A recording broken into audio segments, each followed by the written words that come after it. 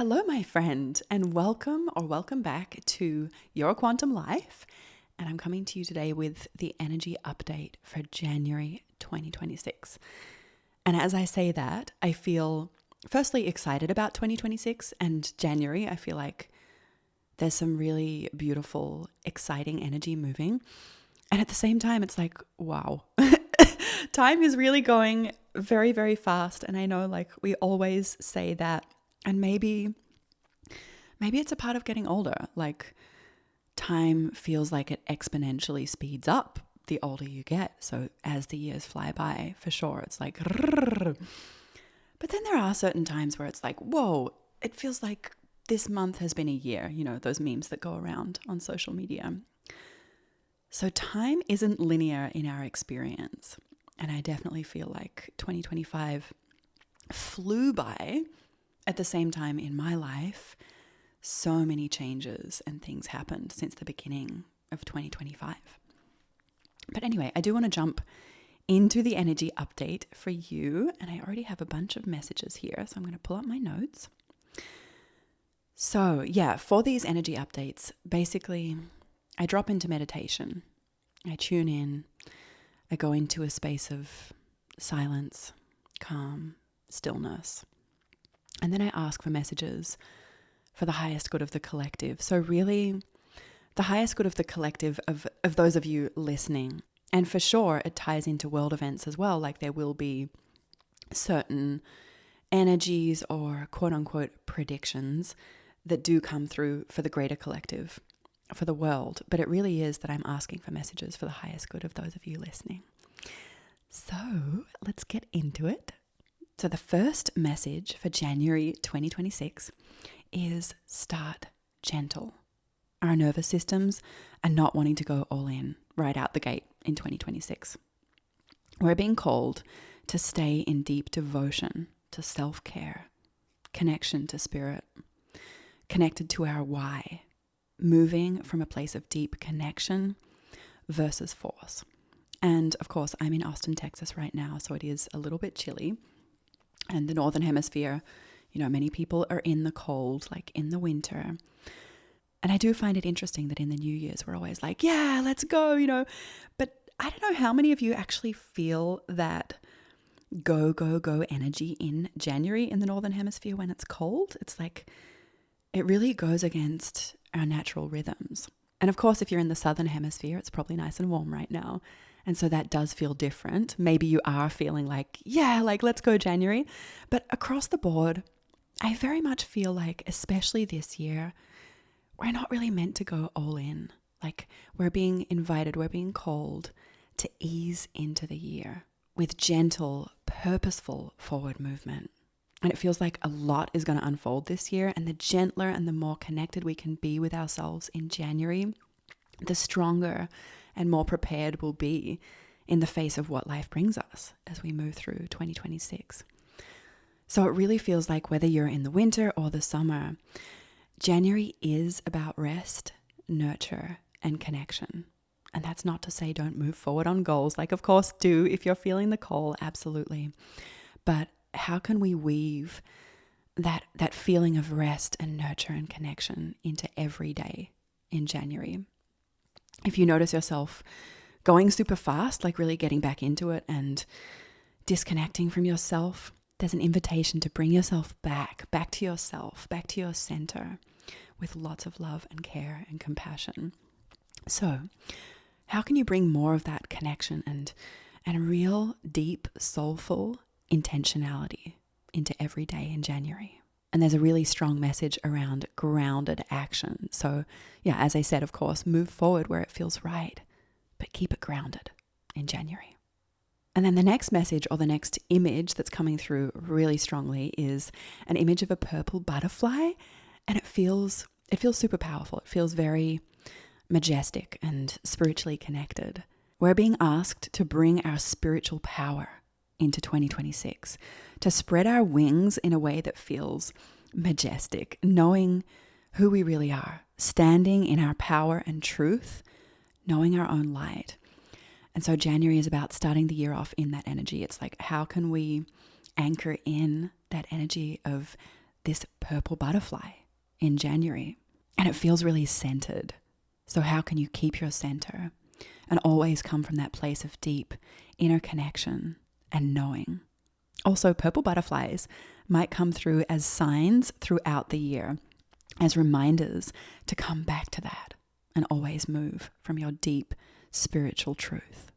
And the next message that came through so strongly is around meridian work. So find balance in your physical body and energy through working with the meridians. This might look like doing qigong, which I've been loving doing lately. So qigong, or doing some tapping work like EFT, or simple meridian tapping on certain points, tai chi, acupuncture. So in whatever way you feel called to help the energy flow of your meridians, that'll help keep you centered and in your power in January. And then the final message that came through, and then I will pull some tarot cards, but the final intuitive message is around other people's judgments. So in January, there's an invitation to reflect on, how do you relate with other people's judgments? Do you immediately take them on and doubt yourself, start questioning everything that you know to be true? Or do you reject them and get defiant? Do you fight against other people's judgments? So how can you maintain your own sense of self-connection and knowledge in the face of other people's judgments? The people around you may not agree with what you know to be true deep down.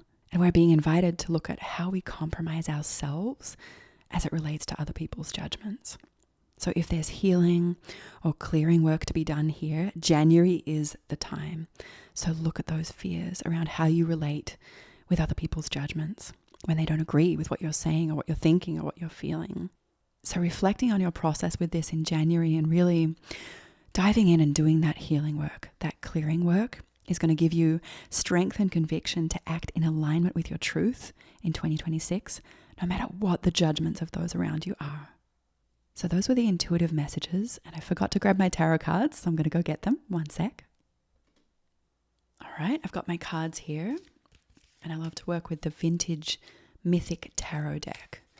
I find the images so beautiful, and that's the deck that I've learned to read the tarot with, so me and this deck have quite the language going on. Okay, cards are jumping. Okay, Ace of Pentacles and Lovers, 10 of Pentacles, Page of Swords, and I feel like there's one more that wants to come through. Anything else that we need to know, that those listening, that this collective need to know for the month of January?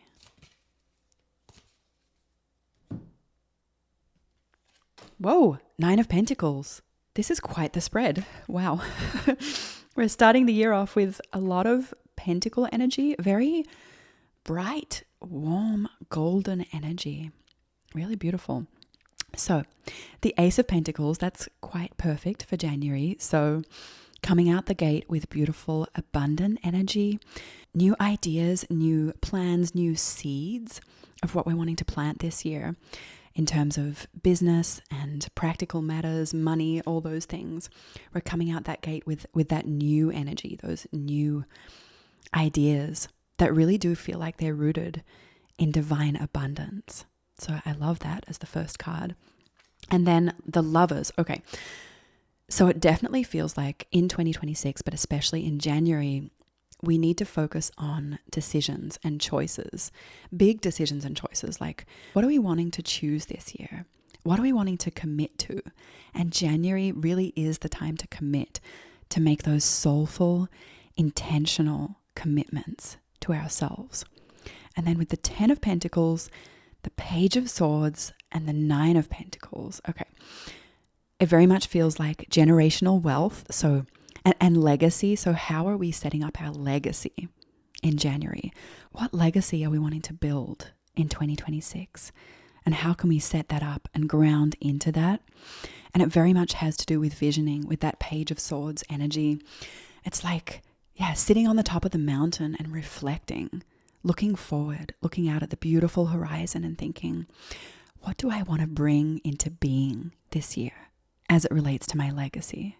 And then with the 9 of Pentacles, it also very much feels about recognizing, what have we already built? Like, what solid foundation of abundance and knowledge and wisdom are we already standing on And how can we bring that into 2026? So really owning our power, owning our knowledge, owning what we've already built and developed, and knowing the value of that, really knowing our worth. Okay, I feel like there's one final message, maybe one more card. Let's just see anything else that we need to know for January 2026. Okay, shine. I'm getting the word shine. Shine like a star, shine like a diamond, shine like a sun. How can you let your light shine in January? And then my eye was suddenly drawn to the power socket across the room, and there was a message that came through around plug into source. So if you're needing energy, if you're needing vitality, if you want to plug into your power this month, remember to connect to source. Remember to drop in and plug in to source, and let that be the source of your power versus any forcing or pushing or muscling your way through things. So let source be your source. Plug in to source consistently, habitually through January. All right, so those are the messages for January 2026. I hope this is supportive for you. And I definitely feel like we have a very, very powerful year coming. So may this serve you to anchor into your truth and your power and your inner strength and vitality so that you can fly through 2026. Okay, I'm sending you lots of love. Thank you for being here. Thank you for joining me today, and I'll talk to you soon.